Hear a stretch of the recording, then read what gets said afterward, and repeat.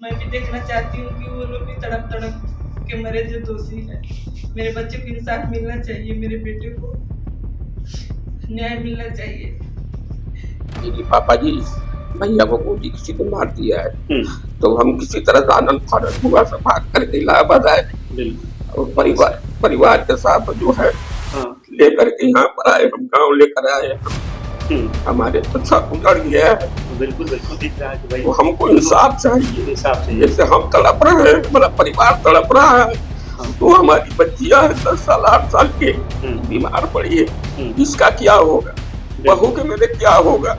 यहाँ के शासन से क्या कुछ कहना शासन चाहते हैं कि इंसाफ हमको चाहिए। नमस्कार, मौजूद हैं इस समय यूपी के बलिया में।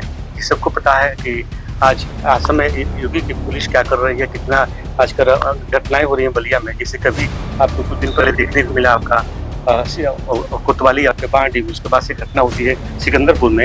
एक और घटना सामने आई है कि हम रसण कला मौजूद है नगर पंचायत के प्रांगण में। एक घटना आई है, जैसे कि आपको बता दें, एक संतोष कुमार हैं जो और कुछ उच्च पद पर अधिकारी होते हैं।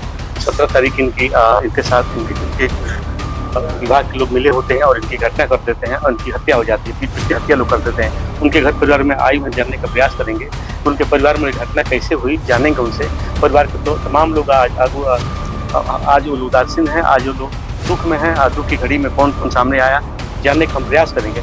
आइए उनसे रूबरू होते हैं कि संतोष कुमार की हत्या कैसे हुई, परिवार के लोग क्या बताते हैं। परिवार में उनके संजय जी भाई हैं, उनके पिताजी 7 भाइयों में साथ उनके पिताजी अभी वर्तमान में मौजूद हैं। उनके यही घर है और बलिया के रहने वाले लोग हैं। सुल्तानपुर में उनकी ड्यूटी थी। आइए उनसे मिलवाते हैं कैसे घटना हुई, आंसर रूबरू करवाने का पूरा प्रयास करते हैं। मैं कहूँगा कब आइए, रुक लीजिए। मैं वही मौजूद है, संतोष जी के भाई संजय जी हैं और सारा चीज घटना का बताएंगे, इसके बारे में क्या हो रहा है, पुलिस कितना सक्रिय, मुख्यमंत्री जी की पुलिस कितनी सक्रिय है और क्या काम कर रही है, क्या लोगों की पीड़ा है, बलिया के शासन प्रशासन से क्या इन लोगों की मांग है, जानने का प्रयास करेंगे। सारे लोग दुखित है। दुख की घड़ी में कोई सहारा तक देने की नहीं है, कोई जनप्रतिनिधि नहीं है, ना कोई ग्रामीण से कोई नहीं आया। जानेंगे आज क्या इनकी पीड़ा है, कैसे घटना हुई। जी सर, संजय जी जानने का हम प्रयास करेंगे आपसे कि भैया की घटना कैसे हुई, कब हुई, थोड़े इस पर प्रकाश आप डालेंगे विस्तारपूर्वक ताकि अपने दर्शकों को बता सकें। ये घटना दिनांक 17/8/2024 की है, जब भैया के निवास पे, जहाँ पे वो किराए पे रहते थे, तो अभी तो प्रदीप नाम के 2 लड़के उनके कमरे में घुसकर उनका मुंह और नाक में टेप लगाकर, हाथ पैर बांधकर, पीट कर मेरे भाई की हत्या कर दी। और वो इसका जो चश्मित गवाह है संदीप, उसने अपना कुछ बयान दिया है जी, जिसमें उसने बताया है कि ये लोग पूरी प्लानिंग के साथ घर में घुसे थे और उसको अंजाम दिए। संजय जी, ये जो प्रदीप है और ये दोनों हैं, जो कौन लोग हैं? ये जो प्रदीप है SWSM का AE है, जो वही विभाग का ही है। और जो अमित है वो SWSM का AE है, जो विभाग में जल जीवन मिशन के तहत हो रहे कार्यों को देखता है और उनका बिल का भुगतान वगैरह कराता है जी। और जो प्रदीप है वो उसी के साथ ठेकेदारी करता था, अमित के साथ। जानकारी कब मिली आपको, उस समय आप कहाँ थे? उस समय मैं प्रयागराज अस्पताल में था। मेरी 15 तारीख को बिटिया का जन्म हुआ था, तो उस समय मैं अपना डिस्चार्ज का पेपर बनवा रहा था। तभी मुझे 9 बजे फोन आया कि ये ऐसी घटना हो चुकी है। आनंद फानंद में मैं भागा, रास्ते में मुझे मालूम तो चल गया था कि मृत्यु हो गई है, लेकिन मैं ये दिल मानने को तैयार नहीं था। मैं फिर आनंद फानंद में अस्पताल में गया, फिर मैं वहां पे जाके देखा कि ऐसा घटना घटित हो चुका है। घटना हुई तो क्या सरकार से मांगे हैं और क्या कुछ मांग रहे हैं, और अब तक आपके दरवाजे पे इस दुख की घड़ी में कौन कौन सहारा बना?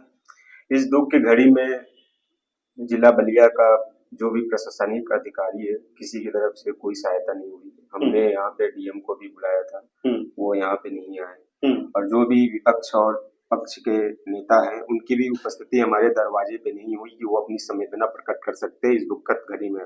हम लोग इससे बहुत ही ज्यादा दुखित है, क्योंकि ये कोई छोटा मोटा घटना नहीं है।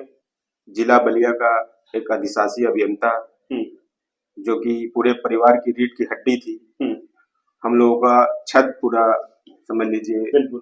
चला गया, लेकिन इस दुख की घड़ी में कोई भी अपनी संवेदना प्रकट करने नहीं आया। क्या मांग है आपका जिलाधिकारी से और अभी शासन के लोगों हमने से? उनको एक लेटर दिया हुआ है, हाँ। हम वो आपको लेटर प्रोवाइड करवा देंगे। हाँ। कि हमने उसमें कुछ मांगे रखी हैं। इस मांगों में ये मांग है सबसे पहली कि जो मुजरिम पकड़े गए हैं उनको फांसी की सजा दी जाए, मेरे परिवार को सुरक्षा की प्रदान की जाए जी। और जो ये फाइनेंशियल लॉस हुआ है उसकी भरपाई आप जैसे कर सकते हैं विभाग से, क्योंकि विभाग भी बहुत ही उदासीन रहा है।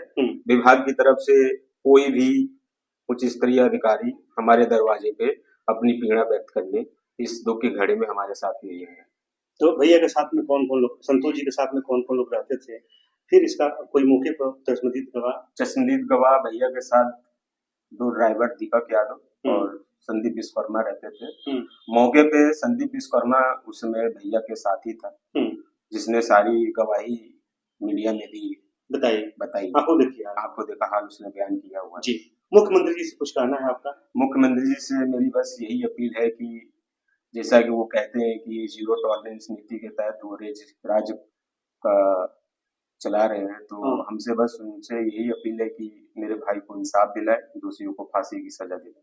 तो भैया से कभी इसको लेकर के लफड़ा था, किस बात के लिए ऐसा काम? लास्ट टाइम मेरे भैया से जब 15 अगस्त को मैंने फोन किया था कि भैया तुम ताऊ बन गए हो, तो बहुत खुश था। बोला था कि ठीक है तुम सबको मिठाई खिलाओ, हम भी सबको मिठाई खिलाएंगे, बहुत ही खुश था। तो फिर उसमें हमने कुछ देर और बात की तो बोल रहा था कि हम यहाँ कुछ चार्जशीट बना रहे हैं, कुछ लेन देन का मामला है, तो इसकी वजह से भी मुझे लगता है कि ये घटना को अंजाम दिया गया। जी, देखिए संजय जी के आंखों से आंसू झलक रहा है। सारे परिवार आज दुख की घड़ी में खड़े हैं, कह रहे हैं कि पूरे शासन से लेकर के जनप्रतिनिधि तक अब तक नहीं आ पाया। कितने उन पर पहाड़ों का टूटा है घर, जाने उनके पिताजी मौजूद, उनसे भी आने का प्रयास करेंगे। माता जी बैठे, पूरा परिवार बैठा है। आइए उनसे भी मिलते हैं, क्या कहना चाहते हैं, क्या उनकी